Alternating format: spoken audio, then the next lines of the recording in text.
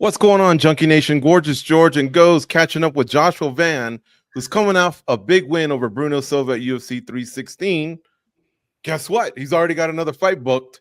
He's fighting Brandon Royval at UFC 317 twice in June of 2025.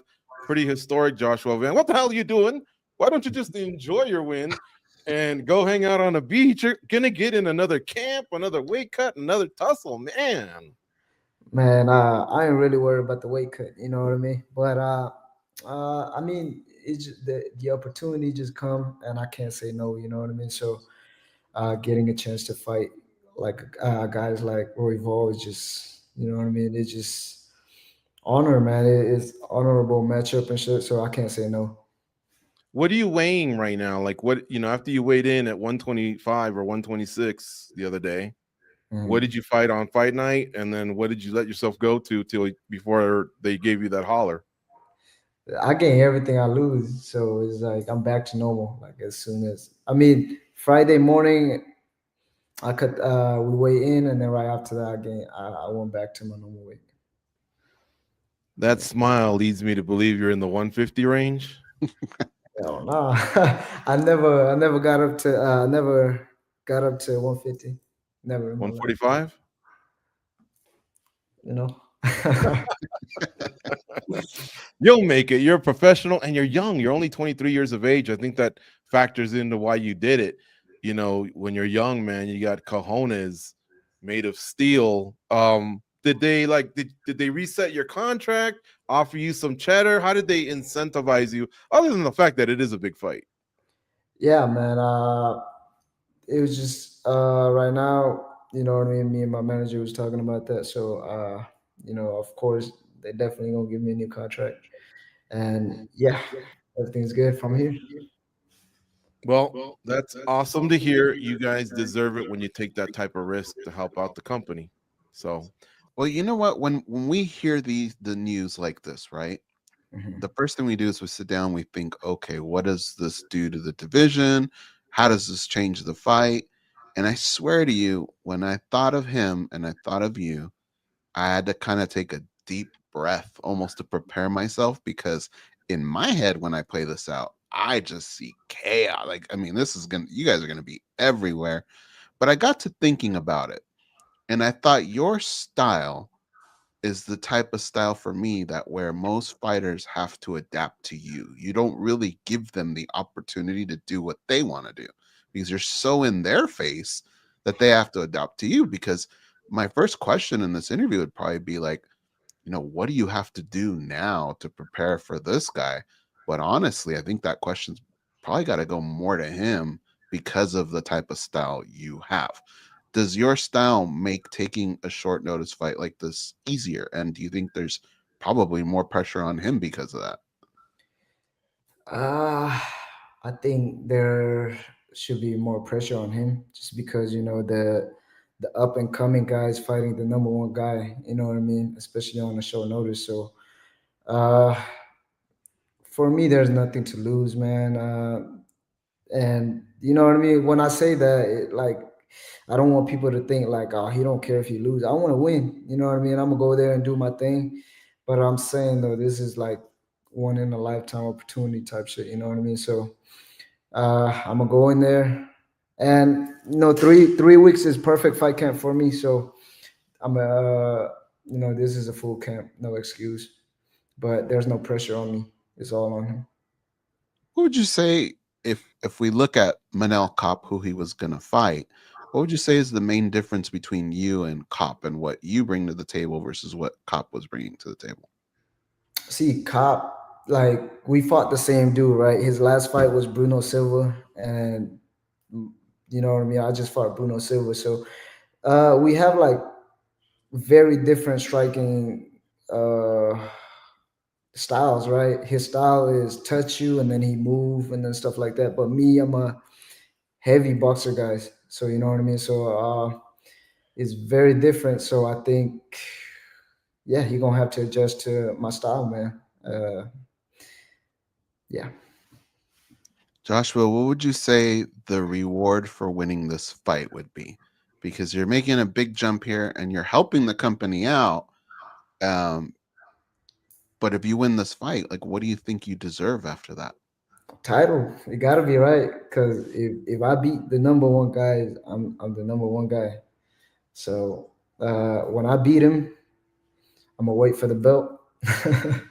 So that's the only fight I'm gonna do after that. All right, and then you guys are same management team, right? The who? You guys are on the same management team, Iridium. Yes, yes. Is that awkward? Have you guys ever had to do stuff together, representing the management team? And have you guys developed a friendship at all, trained at all, anything like that? Nah, I don't like training with people, man. I stay in my gym, and if people want to come train with us, then they come. But I don't really like going to different gym. You know what I mean? To go train and stuff like that. So no. And it's because of reasons like this. So they, when they present themselves like this, there's no awkwardness, or you've just always been a private person. Nah, it's not even private. It's just like I feel like, I started with my coach 4 years ago, right? So I feel like for me to go to different gyms and work with different coaches, like sometimes it kind of fucked up a fighter. You know what I mean? Because one coach would tell you how to throw a jab this way, and then the other coach would tell you like a different way and stuff like that. So I don't want people to fuck that shit up for me. Um, so I just want to stay with the same people. Yeah. You're considered one of the hard hitters at 125 pounds. A lot of times that division gets a little criticism, not much, because there's some guys that can crack. But I wanted you to put it in perspective. Your last 3 wins were wins. We salute you. They went to decision. This one was a finish. It was getting close to being a decision, but you went in there and you finished it. How was that feeling for you? It doesn't have to go to the judges, and you handled your business. There's like an oomph on it, was there like a different type of a feeling, different type of euphoria? Nah, I always got the power. And for this fight camp, my last fight camp, man, I told everybody, like my coaches, I'm like, man, I feel like my power is here, man. Like I really felt like when I punch and stuff like that, I like even when I spar, man, I'll be dropping guys and stuff like that. So I was like, oh shit, my power has level up. You know what I mean? I see that like last fight camp, But I always got the power, man. It's just that the previous fight, I think I was chasing the knockout so much that it didn't happen. But this fight, I kind of let it happen. Like you know what I mean. Even when I drop him, like I just not like going full in and stuff like that. So I let him do his thing and then set a trap. That's I what it love was. it. All right. How many friends and family travel to your fights? Is it a big contingent or a small contingent? My family is always there, like my moms and my sisters and stuff like that. But the teammate, man, they be coming up, man. Like Michael Aswell, I think you guys saw him. Like he fought a couple weeks ago.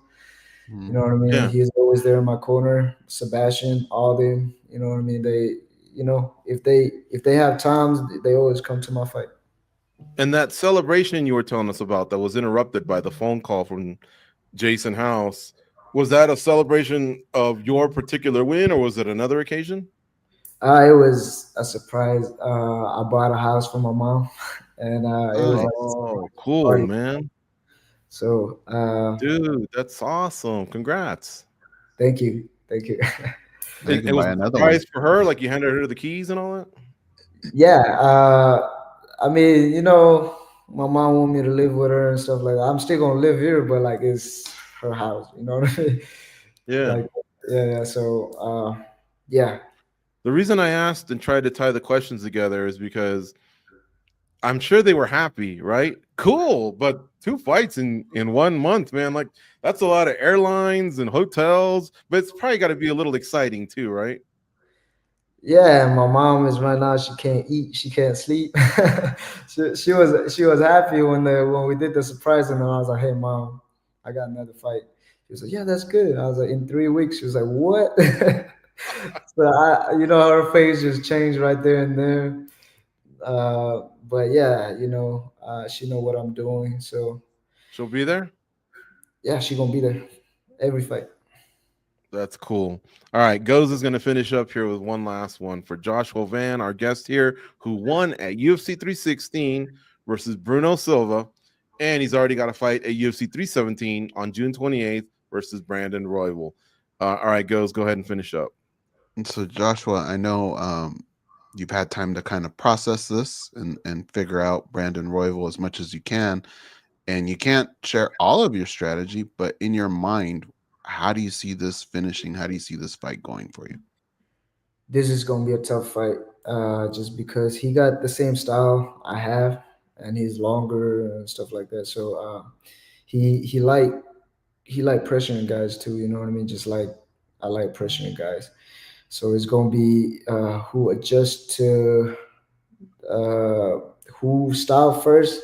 So I'm gonna have to adjust to his style before he did. Before he adjust to my fighting style. So you know what I mean. It's going depending on like who outsmart who. You know what I mean. So I'm trying to outsmart him on everything. Last one from me. You just bought your mom a house, and when you did, I'm sure at some point you had to drive there, and there was a car in the driveway, but you got a new fight. That's more money. This next time after this fight, is that car going to be different? The one that pulls up into the new house? Has See, Joshua picked out a new whip? I just bought a new car before my last fight. Damn. So, This like guy's one of us. I like to reward myself with a little something. Yeah, like yeah. So I just got myself a new Cadillac. So yeah, that was it. Oh, yeah? What's the model? CT5 Okay. Cadillac. Yeah. I'll have to look that up. Cadillac usually is like an older cat like me, you know. But Uh, do they have like a young model yeah. A new one. Like not. I like them classic car. Like them old school yeah, car. yeah. Mhm. But you know what I mean? Like those type of cars, you gotta fix it and this and that. So I ain't got time for that shit. You know what I mean? But when I retire, I like to look into those classic car. So it's a Cadillac CT5. Yes, sir. I'm looking at it right now. Oh Like, yeah, that's sharp. yeah, That's you like sharp. it? Black on Yeah. black. It's Okay. good. Hey, I just want you to know, I don't want to stir up your feelings, but on our weekly show, I did say that one of the things that pissed me off about Saturday was you not getting a bonus. I thought Silva was doing enough where you guys Mhm. could almost contemplate a fight of the night because he was hanging in there and making it a fight. Yeah. And then at the end, you got to finish. And I'm like, what the fuck? Like you Yeah. have any feelings on that? Are you over it? Or are they going to send you a little side check, in the mail? Man, I hope they send me a little something. But nah, it's whatever, man. I feel like the people know who deserve what. So I think I did enough for me to earn that bonus, but I'm not gonna trip over the things that I can't control. It's the boss man. Whatever he decide goes. So I'm not gonna trip over what I can't control. We'll leave it at that. Thank you for the time. Good luck in this next camp. And I guess we'll see you in Vegas in a few weeks. All right, man. I'll see you guys.